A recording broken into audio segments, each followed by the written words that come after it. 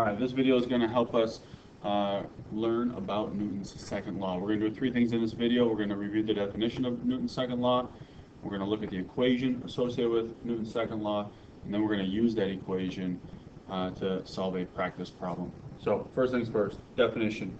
Here it is. It says Newton's second law, the acceleration of an object is directly proportional to the net force, which is F, and inversely proportional to the mass of the object. And so that is letter M in our equation. Kind of a detailed description of the equation, and probably the easier way to describe and understand Newton's second law is just to look at the equation itself. Here it is. It's F equals M times A.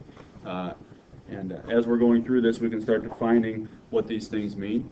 F is going to be your force, and it is measured in newtons. M is going to be your mass, and it is in kilograms. And then finally, A is going to be your acceleration, and it is in meters per second squared. So we have our three variables. So whenever we're looking at Newton's second law, we know it's going to be associated with F equals M times A. F is force, it's in newtons, M is mass in kilograms, and acceleration is in meters per second squared. Now, we can rearrange that equation to solve for different variables and to see the relationship there. And when we do that, usually we use a triangle. And this triangle kind of helps us with the math a little bit.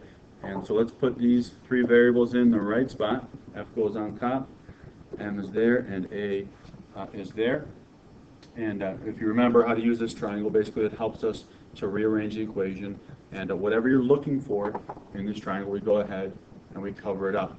All right, and so as we go forward here, we're going to look for F first. Okay, so if we have F, we're going to cover up the F. And if we cover up the F, then all we're going to have left is M times A. And so that means when we have F, it's going to be equal to M times A.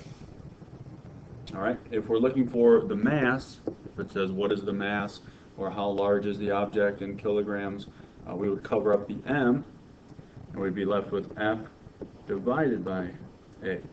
All right, so if we're going to, if we would go ahead and cover up the M, we have F divided by A. Force divided by acceleration. And then finally acceleration, we would be left with F divided by M. Again, cover up that part of the triangle. You have F and M left. Since they're on top of each other, we're going to divide them. A equals F over M. So whatever the problem's asking for, we can look at our triangle and we can kind of figure that out from there. All right, let's do a practice problem. It says a 50-kilogram desk needs to be moved across the classroom. Teacher places a 500 Newton force on the desk. What will the acceleration be? So the first thing we need to do is figure out what they're asking us for. And it says, what will the acceleration be? So we're going to go A equals question mark. We have some numbers here. We have 50 kilograms from our problem, and we have 500 newtons from our problem. And if you don't remember what those units stand for, we can go back here and know that a newton is force, and we know that kilograms is mass. So going back to our problem, kilograms is going to be mass, and newtons is going to be force. Now we have two out of the three variables, and we can easily solve our equation. So we're solving for A. We want to know the equation for A equals. Going back to our triangle, we can cover up A. We cover up the A, and we're left with F divided by M, just like we saw right here.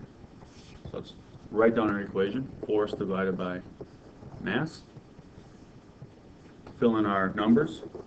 A equals the force of 500 newtons, a mass of 50 kilograms. And we can do that on our calculator quickly here if we just reset this. All right, if we go 500 divided by 50, that's going to give us an answer of 10.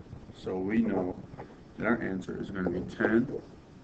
And then Our unit, well, we need a unit for acceleration, and we know that we're dealing with newtons and kilograms, so our unit for acceleration is going to be meters per second squared.